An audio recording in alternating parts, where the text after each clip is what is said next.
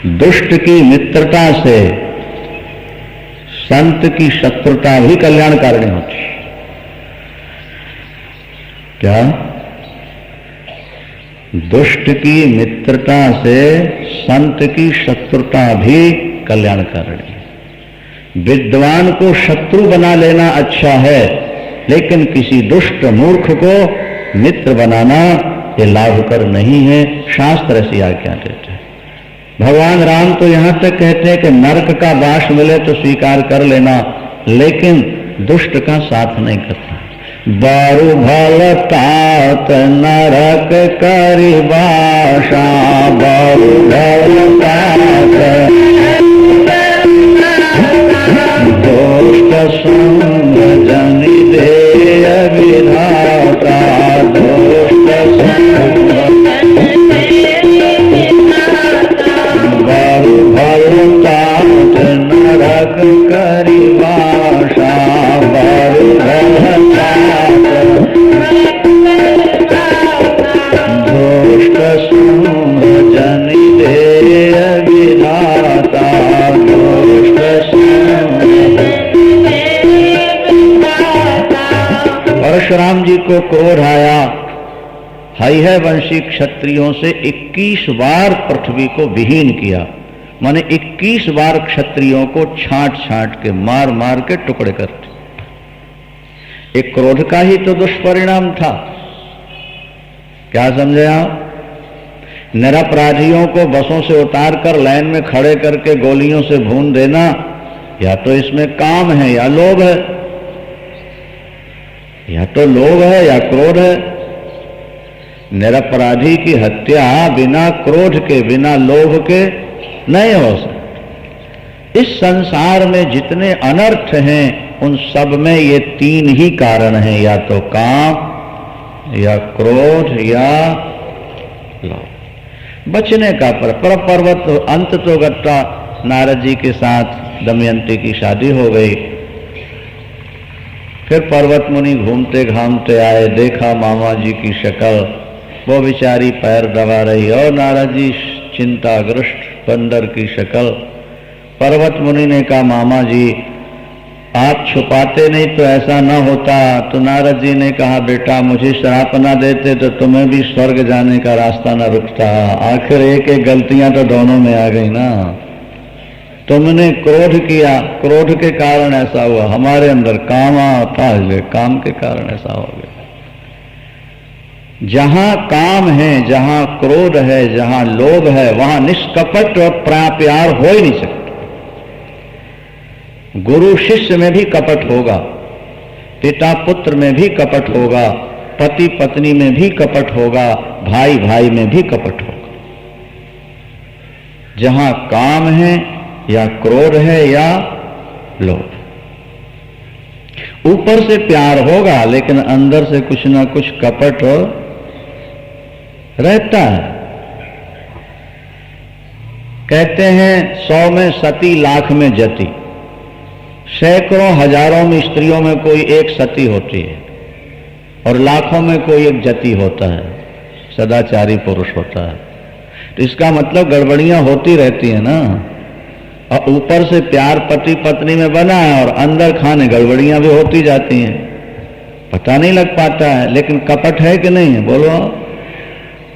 हाँ, पति पत्नी में कपट है कि नहीं? बोलो। क्या कोई नारी ये कह सकती है कि मैंने जिंदगी की कोई बात पति से नहीं छुपाई? बोलो। क्या कोई पति ऐसा है जो हाथ उठा के कह सके कि मैंने अपनी जिंदगी का कोई दोष अपनी पत्नी से नहीं छुपाया? कोई चेला ऐसा है जो ये कह सके मैंने गुरु से अपने कोई दोष नहीं छिपाए? कोई पुत्र ऐसा है दुनिया में जो ये कह सके कि मैंने माता पिता से कोई दोष नहीं छुपाया? तो फिर कपट हुआ कि नहीं? बोलो। तो ऊपर ही ऊपर प्यार है, अंदर खाने तो गड़बड़ियां चल रही हैं कि नहीं चल रही? श्रीमान नारायण नारायण।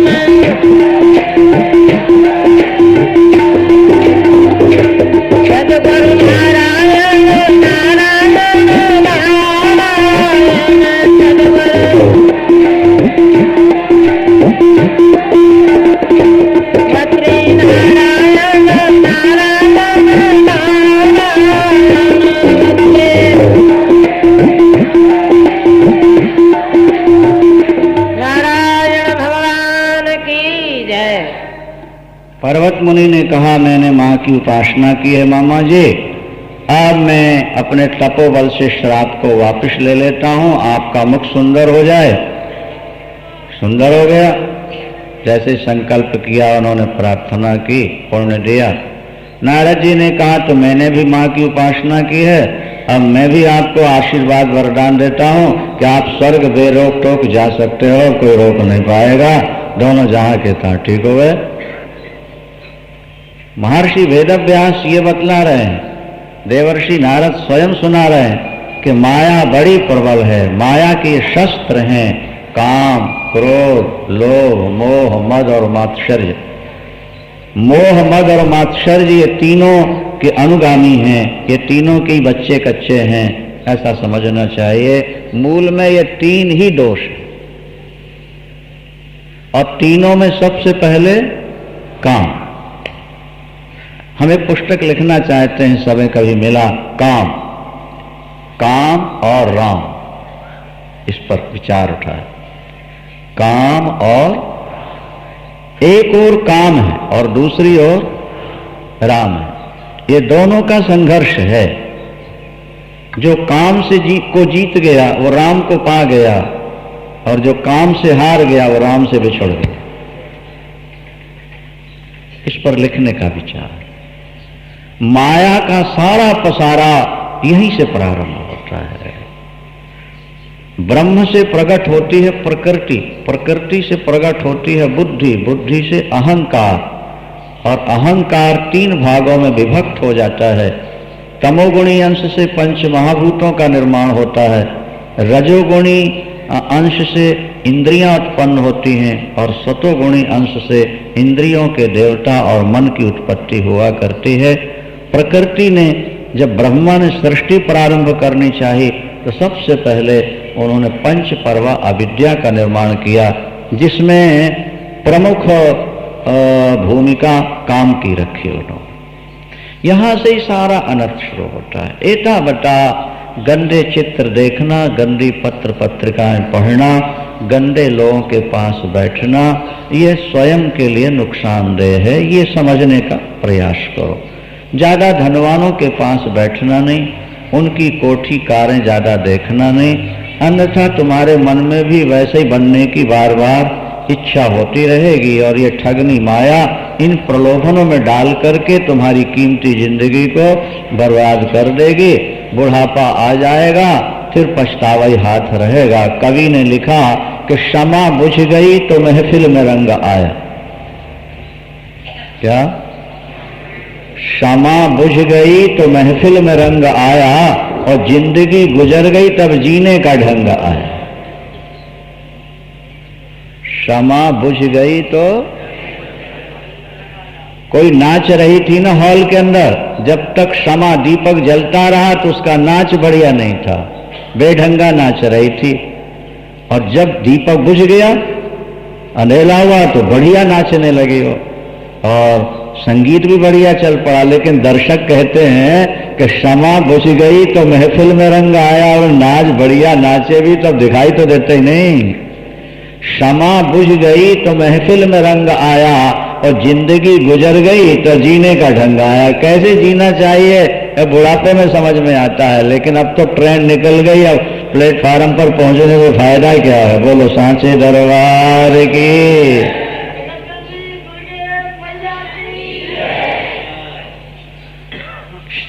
ट्रेन निकलने के बाद स्टेशन पर पहुंचे तो क्या हुआ?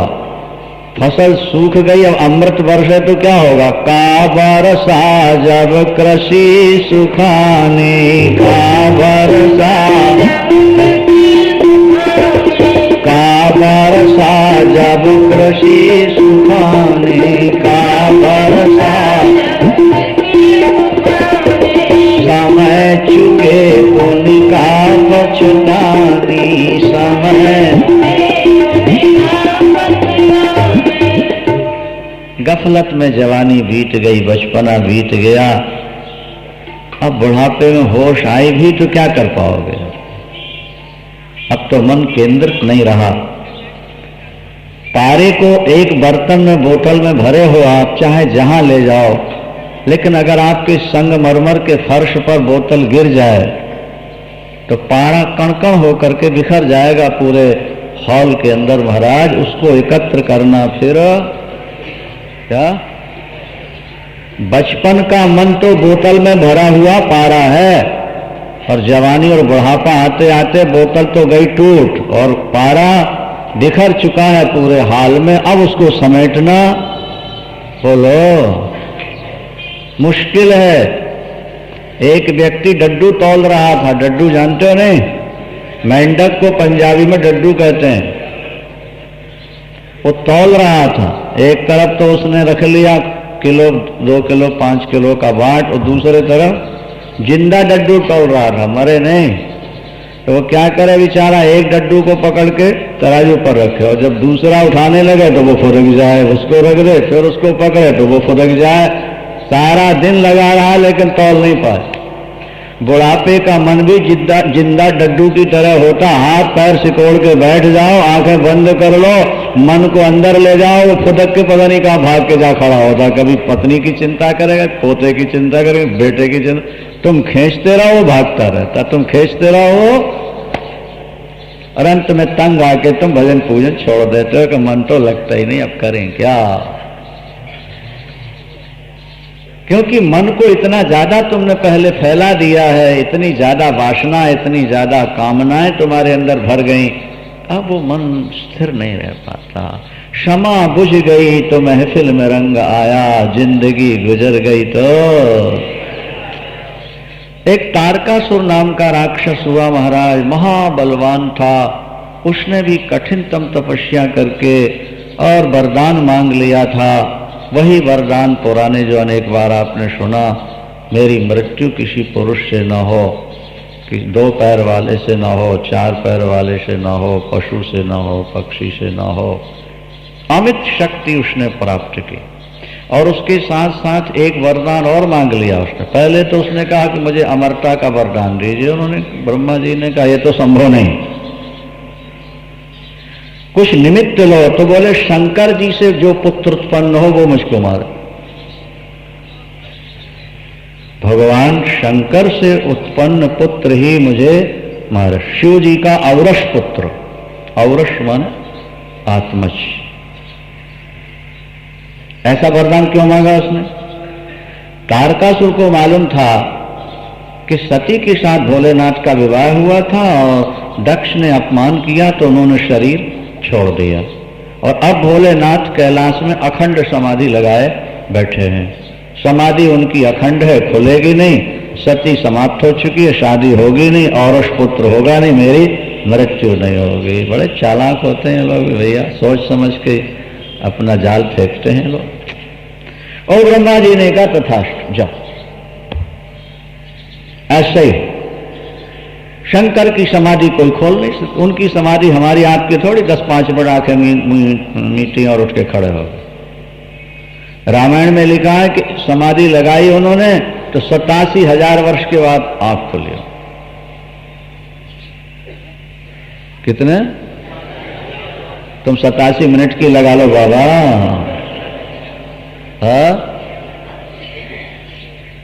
रामायण में लिखा, रामायण शंकर सहज स्वरूप समारा, शंकर सहज लागी समाधि अखंड अपारा, लागी समाधि बीते संवद सहस 87, बीते संवद तजिय समाधि शंभु अविनाशी, तजिय समाधि। अभी समाधि का स्वाद नहीं मिला सज्जनों, मिल जाए तो फिर क्या बात। फिर तो लगेगा हे भगवान बाहर का कोई काम ना हो, कहीं जाना ना पड़े। भूतपूर्व राष्ट्रपति राधा कृष्णन लिखते हैं, उन्होंने गीता की इंग्लिश टीका लिखी अंग्रेजी में। लिखते हैं कि एक कुम्हार जब सोता था ना, सोए तो स्वप्न आता था कि मैं राजा हूं, सिंहासन पर बैठा हूं और मेरी पत्नी प्राण वल्लभा परम सुंदरी तो मेरे बगल में बैठी है। भिन्न भिन्न प्रकार के पदार्थ खाने के पीने के, सोल्जर और सिपाही और जय जयकार होती। और जब आंख खुले तो घास की झोपड़ी, वही कुम्हारिन बेचारी माटी में सनी भई, वही चाक और मिट्टी। और जब लेटे आंख लगे और बस राजा बन जाए। आंख खुले तो कुम्हार और आंख लगे तो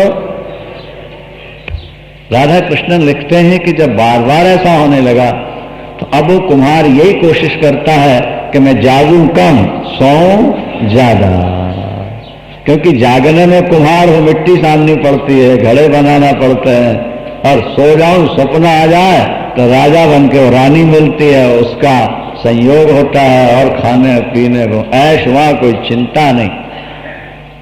बस वो जल्दी खाए पिए और कोशिश करे कि नींद आ जाए, खाए पिए और कोशिश करे नींद आ जाए। लिखते हैं कि इसी तरह जब व्यक्ति को समाधि का आनंद मिलने लगता है, ध्यान का आनंद मिलने लगता है, तो फिर साधक भी यही चाहता है कि संसार के काम कम से कम रह जाएं, ज्यादा से ज्यादा मैं अपने ध्यान में ही रहूं, समाधि में रहूं, क्योंकि वहां तो राजा बनने से भी ज्यादा सुख है ध्यान की अवस्था में, समाधि की अवस्था में। वो सुख मिला नहीं अभी तक, इसलिए मन बाहर भटक रहा है। कोई सदगुरु मिल जाए और तीव्र लालसा अंदर जाग जाए तो वो स्थिति धीरे धीरे प्राप्त हो जाती है, प्राप्त हो जाती है।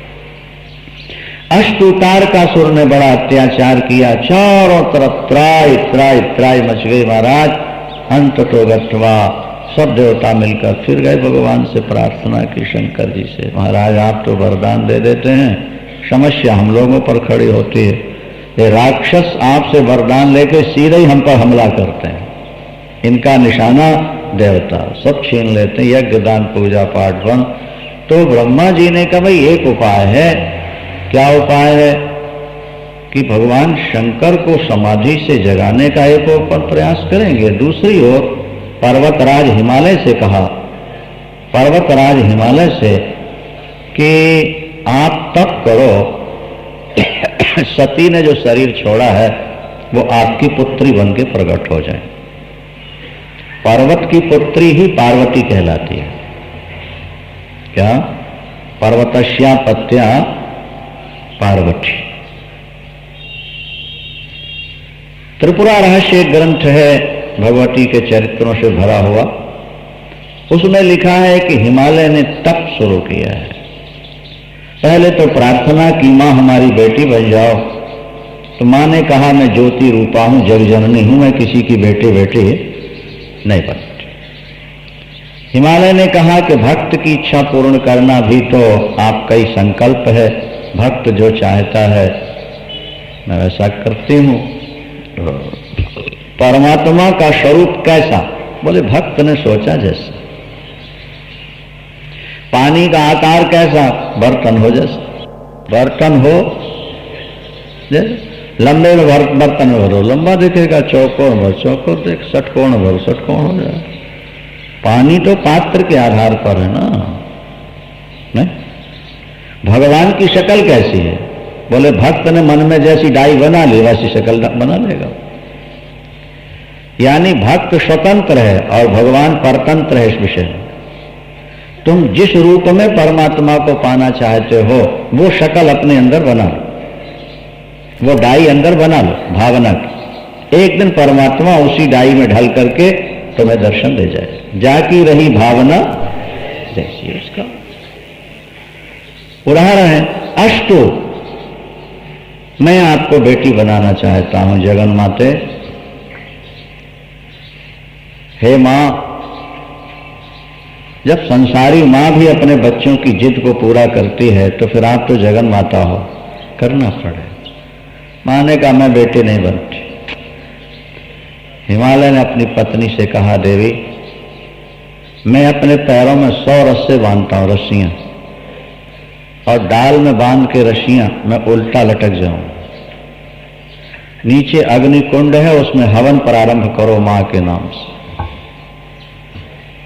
चंडी यज्ञ, अम्बा यज्ञ शुरू करा दो नीचे ऋषियों ब्राह्मणों।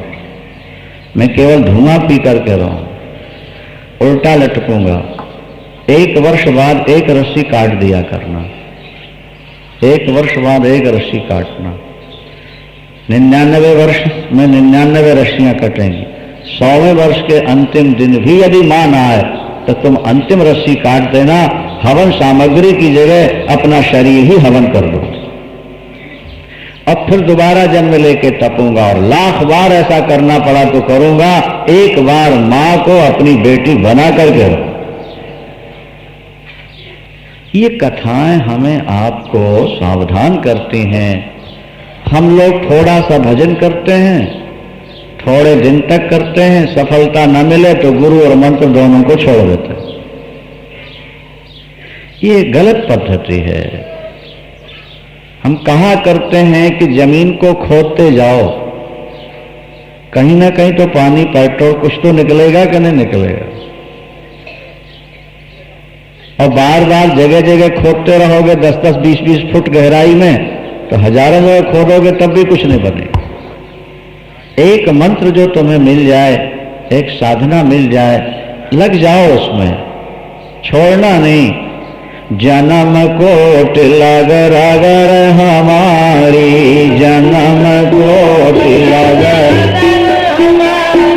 बरौ शंभु न तुरहु कुंवारी, बरौ करोड़ करोड़ जन्म का संकल्प। महाराज कथा लंबी है, समय थोड़ा है, संक्षेप में सुनिए। 1 वर्ष बाद 1 रस्सी कटती है, 1 वर्ष बाद 1 रस्सी कटती है। और माँ माँ जय जगदम्बे, जय माँ जय जगदम्बे, जय जगजननी, बस यही उनका सब चल रहा था। चलते चलते चलते 99 वर्ष बीत गए, 99 रस्सियां कट गई, अंत में 1 रस्सी बची। और 100वें वर्ष का भी आज अंतिम दिन आ गया, लेकिन अभी तक माँ पिघली नहीं। माँ दुनिया को ये बताना चाहती हैं कि मेरे हठीले भक्त कैसे होते हैं, जिनके सामने मुझे भी झुकना पड़ता है। वैसे तो करुणामयी कल्याणमयी जगदम्बा है, लेकिन वो दुनिया को बताना चाहती हैं हठीले भगत कैसा हट करके तप करते हैं। अब आप कल्पना करो, 100 साल हो गया नीचे खाना नहीं, पीना नहीं, सोना नहीं। वैसे ही तुम उल्टा लटको तो 2 मिनट 5 मिनट में प्राण निकलने लगते हैं। कितना कठिन तप। अंतिम वर्ष का अंतिम दिन आ गया, अभी तक मां का दर्शन नहीं हुआ। मैना ये 3 कन्याएं हैं, पितरों की कन्याएं हैं, तीनों शिव पुराण में लिखा है। पितरों की कन्याएं, एक है मैना, दूसरी है सुनैना और तीसरी है सुकीर्ति। मैना, सुनैना, सुकीर्ति, समझो। और तीनों को शक्ति का दर्शन हुआ है, तीनों शक्ति की मां बनती हैं। मैना के यहाँ पार्वती, सुनैना के यहाँ सीता जी और सुकीर्ति के यहाँ राधा रानी, तीनों। और मैना का अर्थ क्या है? जहां अहंकार न हो उसका नाम मैना। जिस जीवन में अहंकार नहीं होगा वहीं तो भगवत दर्शन हो सकता है, वहीं तो शक्ति का प्रादुर्भाव होता है। और सुनैना, काजल लगा के नेत्र सुनैन नहीं, बोले भगवत दर्शन के लिए जो छटपटा जाए वे सुनैन कहलाते हैं। इसलिए सीता जी की मां बनने। और सुकीर्ति, जब आप दान करोगे, धर्म करोगे, दूसरों की सेवा करोगे तो आपकी कीर्ति फैलने लगेगी। जो सुकीर्ति है, भक्ति ही सुकीर्ति है महाराज, वहां शक्ति का प्रादुर्भाव होता है। आप शक्ति का दर्शन करना चाहते हैं तो मैना, सुनैना या सुकीर्ति की तरह अपना जीवन बनाओ। आज व्यक्ति थोड़ा दान करता है, कहता मैंने बहुत दिया, लेकिन 24 घंटे जल का दान करने वाली सरिता का नाम हो गया नदी। किसी ने कहा सरिता से तुम तो बहुत देती रहती हो, अपना सारा जल समाज को देती, उसने कहा ना दी, मैंने कुछ नहीं दिया, कुछ नहीं दिया, कुछ नहीं दिया, ना दी। सब कुछ देते रहने के बाद भी देने का अभिमान ना आए, वो ना दी हो गया, ना दी, ना दी, ना दी, ना दी। तभी तो नदी के किनारे भगवान अवतरित हुए। वृंदावन में भगवान ने यमुना में विहार किया, अयोध्या में सरजू तट राम ने अवतार लेकर विहार किया, कैलाश उत्तर काशी में, अरे गंगोत्री में भगवान शंकर ने रहकर के साथ नदी। कुछ करो, अच्छा कर्म करो। अष्टोक अंतिम दिन था महाराज, अंतिम दिन, अंतिम दिन। लटके हैं उल्टा, माँ माँ जय जगदम्बे, जय माँ जय जगदम्बे। आंखों से धुआं लग रहा था। मैंने तलवार उठाओ, मेरा बड़ा सौभाग्य होगा, रस्सी कटे और मेरा शरीर इस अग्नि कुंड में सामग्री की जाए, मेरा शरीर ही सामग्री बन जाए, मां के लिए हवन हो जाए, मेरा शरीर सफल होगा। मैना के आंखों से टप टप आंसू गिरने लगे। एक और पति की आज्ञा और दूसरी ओर पति की हत्या। एक और आज्ञा और दूसरी ओर रस्सी काटने का मतलब पति की हत्या करनी ना, कुंड में जाएंगे सीधे प्रज्वलित अग्नि में। पति की आज्ञा का उल्लंघन भी नहीं होना, ये शास्त्र कहते हैं। अगर वचन काटती हूं तो मेरा धर्म जाता है, समझो जरा। और वचन नहीं काटती तो पति हवन हो जाएंगे। अंत में निर्णय ये ले लिया कि पति के वचन नहीं काटो, लेकिन साथ साथ रोती भी हैं। मां कहां गई तुम्हारी करुणा? क्या तुम्हारी बेटी के मस्तक पर यह कलंक लगेगा कि मैना ने अपने पति की हत्या की, अग्नि में आहुति दे दी? दूसरी ओर पातिव्रत्य का नियम भी आपने स्थापित किया है, पति की आज्ञा का उल्लंघन नहीं करना। तलवार उठाई, हिमांचल कहते हैं जल्दी करो देवी, रस्सी काटो और मुझको हवन होने दो।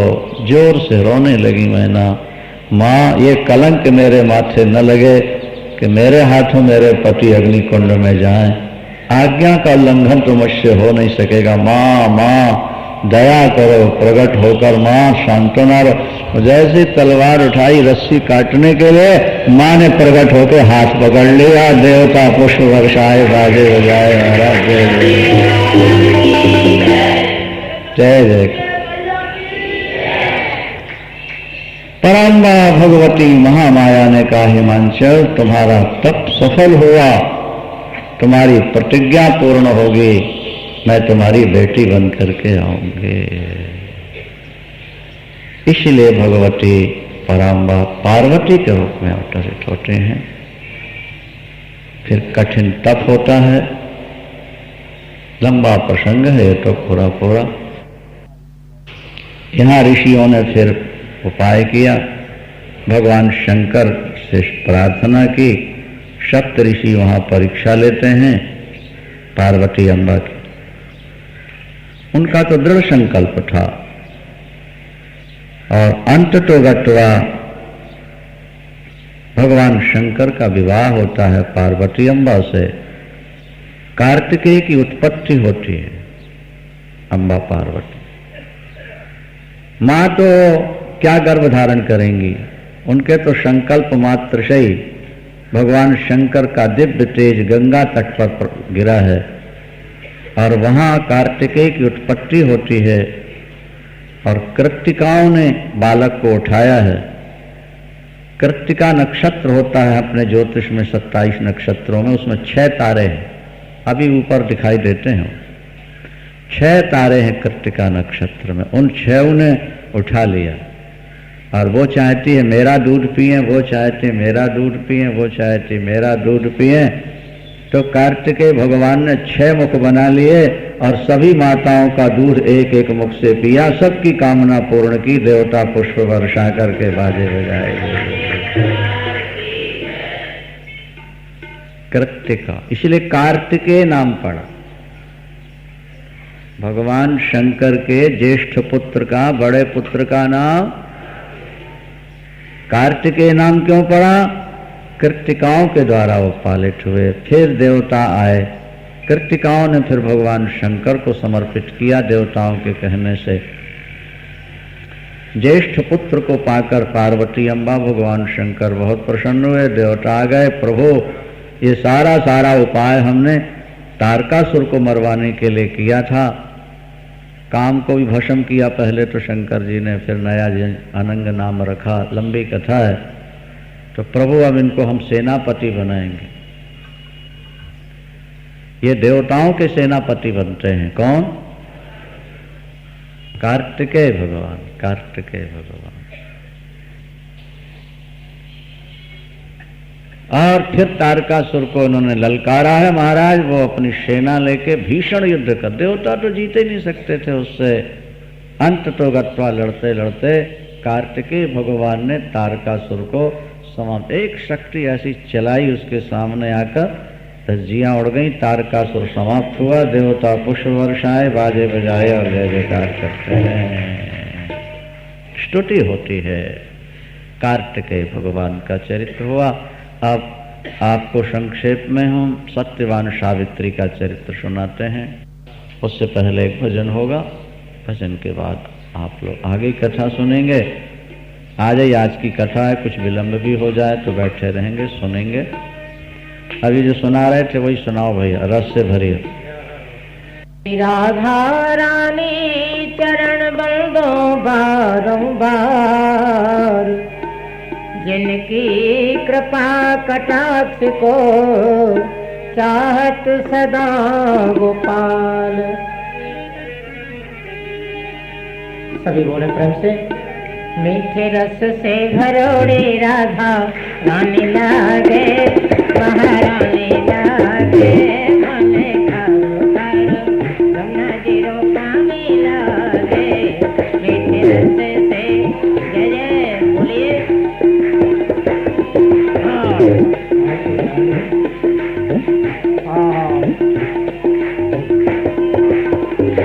मीठे रस से भरोड़े राधा रानी लागे, महारानी लागे, मने खारो खारो गंगा जीरो पानी लागे।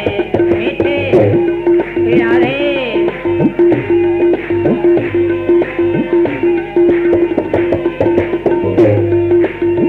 आहो कृष्णा गीत कारी कारी राधा गोरे गोरे।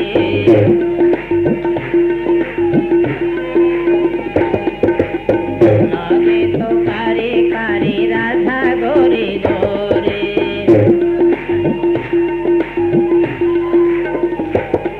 और वृंदावन में धूम मचावे बरसाने की सोरे। राधे वृंदावन में धूम मचावे बरसाने के छोरे।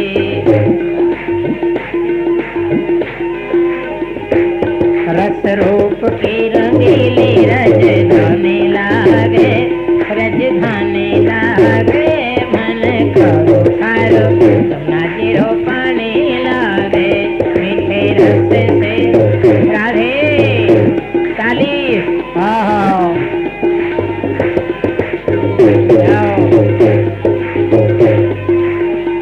मीठे रस से भरोड़े राधा रानी लागे, महारानी लागे, मने खारो खारो जमुना जीरो पानी लागे। मीठे जाओ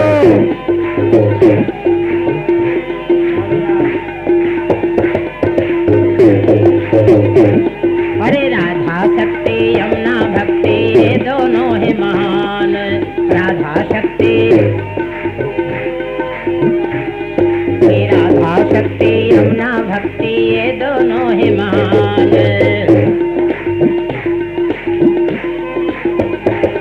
और इनको जो कोई ले सहारा हो जावे कल्याण। हो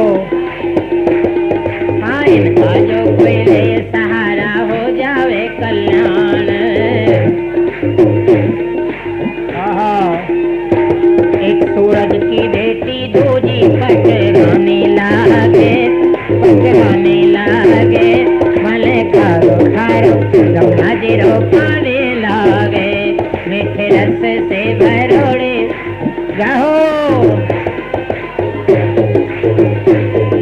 श्री राधे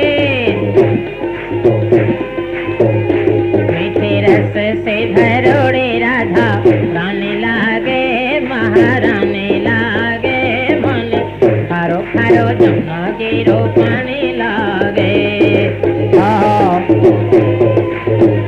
जय हो जय हो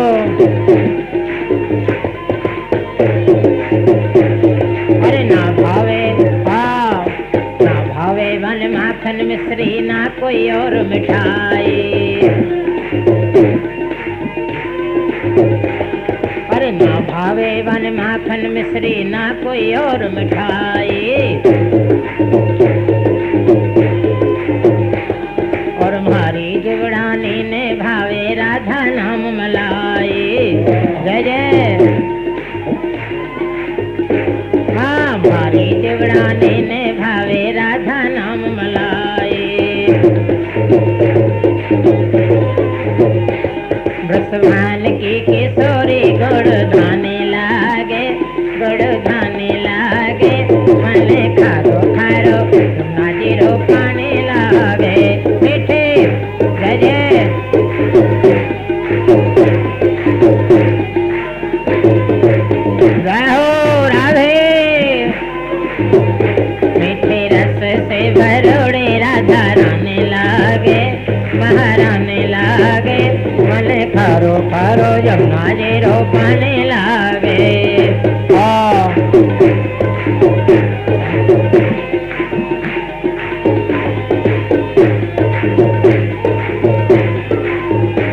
हाँ राधा राधा जो कोई गावे निस्दिन आठों याम राधा राधा श्री राधे राधे जय जय श्री राधा राधा जो कोई गावे निस्दिन आठों याम राधा राधा और तिनकी बाधा दूर करते है मुरली वारो श्याम जय जय माता की बाधा दूर करते है मुरली वारो श्याम श्री राधा राधा जो कोई गावे निस्दिन आठों याम और ताकी बाधा दूर करते है मुरली वारो श्याम ताकी बाधा और राधा नाम से सफल जिंदगानी लागे भले खारो खारो जमुना जीरो पानी लागे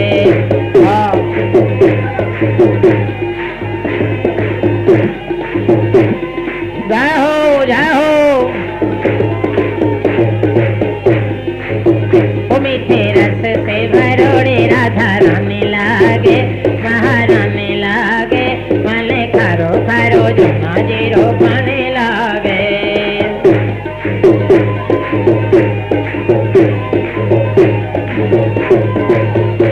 अरे ना भावे वन माखन मिश्री ना कोई और मिठाई क्या हो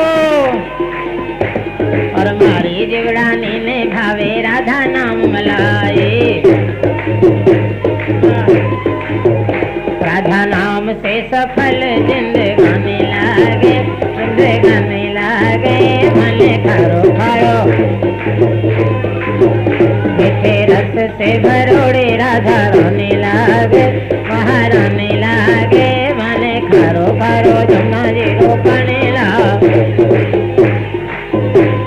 राधे राधे राधे राधे राधे राधे राधे राधे राधे राधे राधे राधे राधे राधे राधे राधे राधे राधे बोलो राधे राधे जय राधे राधे ओ जाम्बी राधे राधे राधे जय राधे राधे बोलो राधे राधे राधे राधे जाम्बी राधे जय राधे राधे राधे राधे जाम्बी राधे राधे राधे जय जय श्री राम बोल साचे दरबार की सतगुरुदेव भगवान की जय जय श्री राधे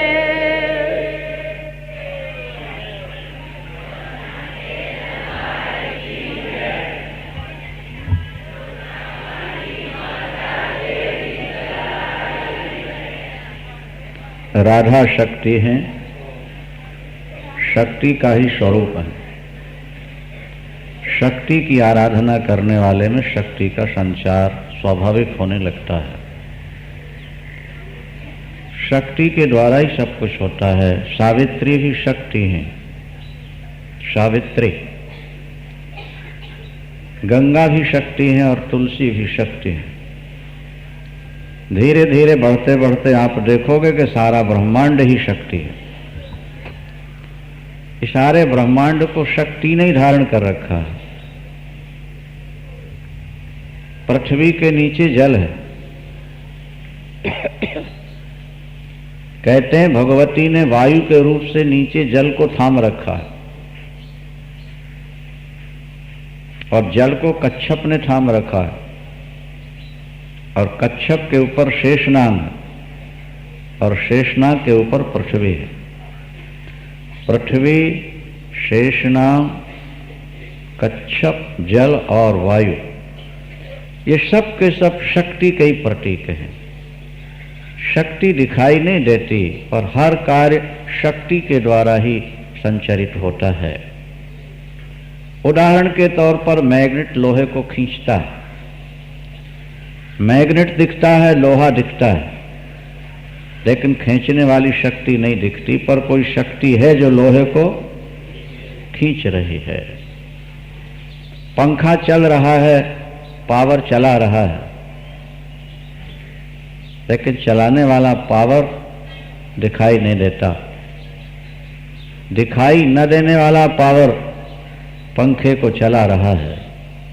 इसी तरह न दिखने वाली शक्ति, न दिखने वाला परमात्मा ही दृश्यमान जगत को शक्ति दे रहा है, चला रहा है, गति मति स्थिति वही प्रदान कर रहा है। मूल छुपा रहता है।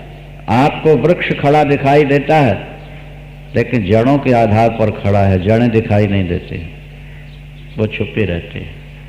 मकान भी डीपीसी के आधार पर खड़ा है, फाउंडेशन के आधार पर खड़ा है, नींव के आधार पर खड़ा है, पर मकान में नींव दिखाई नहीं देती है, दीवारें छतें दिखाई पड़ती हैं। पर यदि फाउंडेशन मजबूत न हो, नींव न हो, तो मकान खड़ा नहीं रह सकता। जिसके आधार पर मकान खड़ा है वो फाउंडेशन दिखाई नहीं देता, जिसके आधार पर वृक्ष खड़ा है वे जड़ें दिखाई नहीं देती। इसी तरह जिसके आधार पर ये संसार टिका है वो शक्ति दिखाई नहीं देती है, वो शक्ति ही सारा कार्य कर रही है।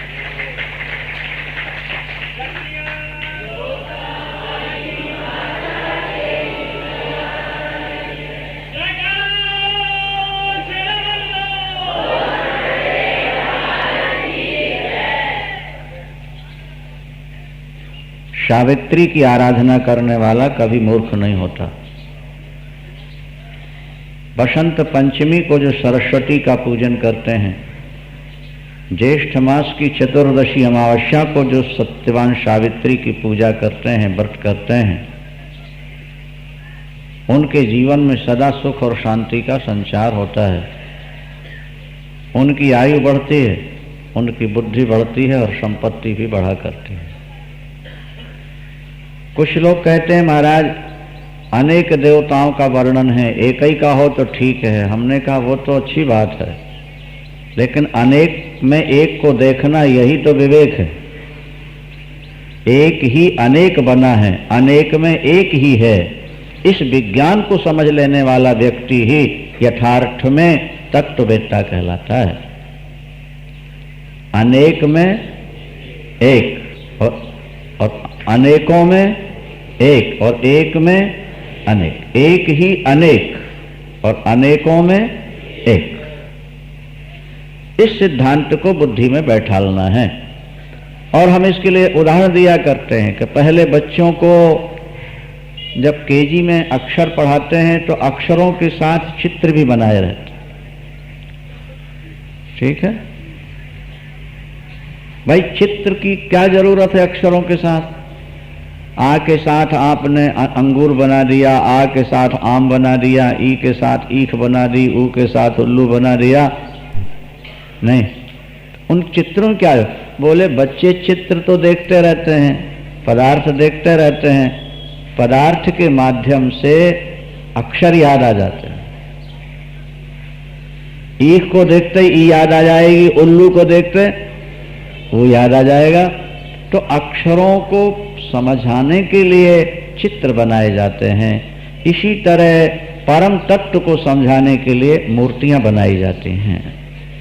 फिर ये दो दो अक्षर जोड़ करके वाक्य बनाए जाते हैं, फिर तीन तीन अक्षर के, फिर मात्रा वाले।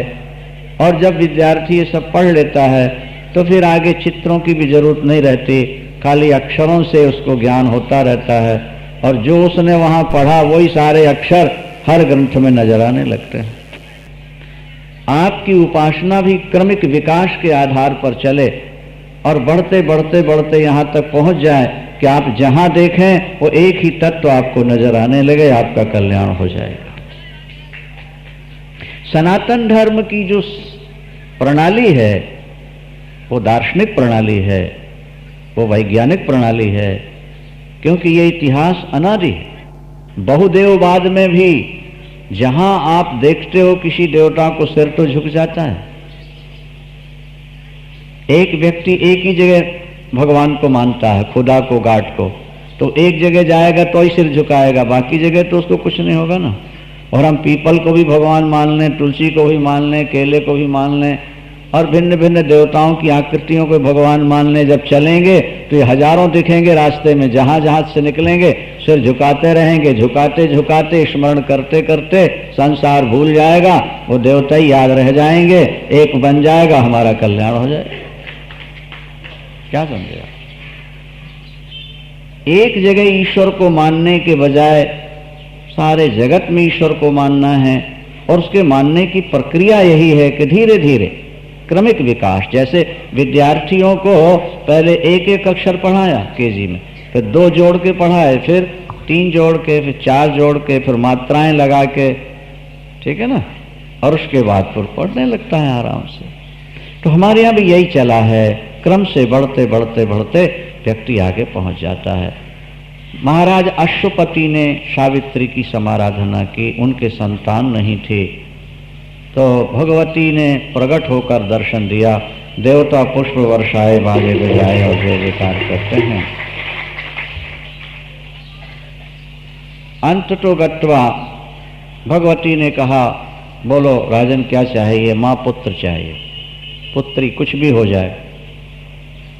तुमने संतान के लिए व्रत किया है, तुम्हारे भाग्य में तो संतान है नहीं, लेकिन उपासना का बल मैं तुम्हारी बेटी बन के आ जाऊं।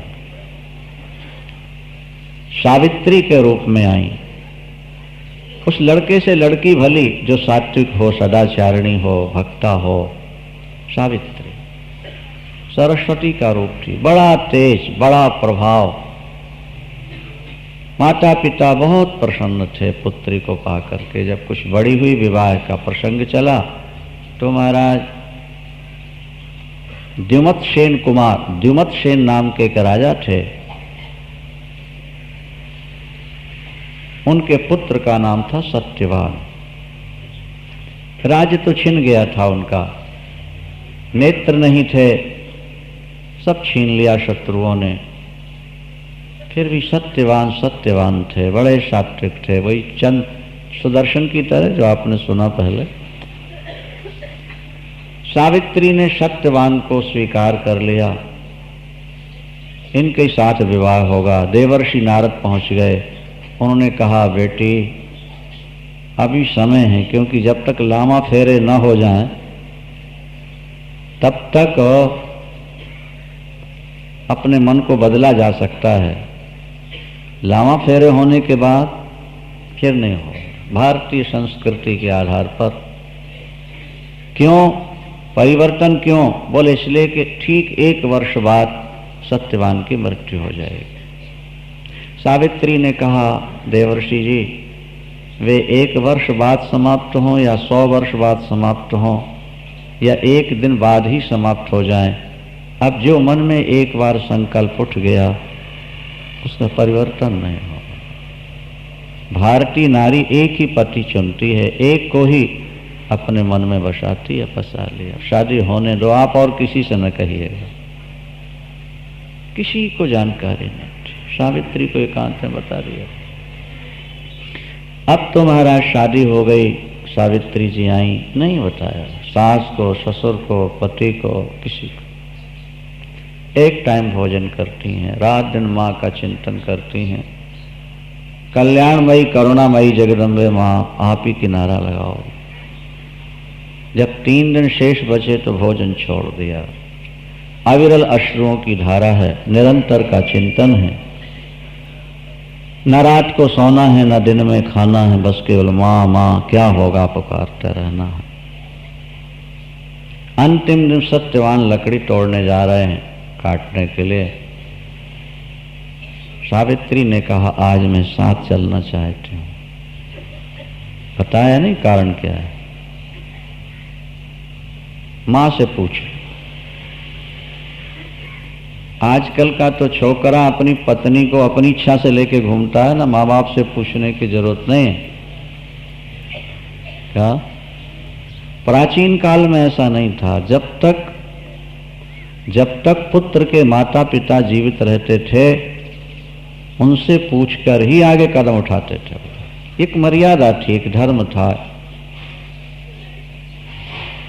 सावित्री से कहा कि माँ से पूछ लो, चलो। जब सास से पूछा, माँ आज मैं साथ जाना चाहती हूँ जंगल। नहीं बेटी नहीं जाओ, तुम इतनी सुकुमारी हो, तुम्हारे पैर माखन से भी कोमल हैं, तुम्हारा शरीर गुलाब के फूल जैसा है। जंगल में तुम्हारे पैरों में कांटे होंगे, धूप लगेगी, भूख होगी, प्यास होगी। कितने प्यार से हमने पाला है बहू को, नहीं जाओ।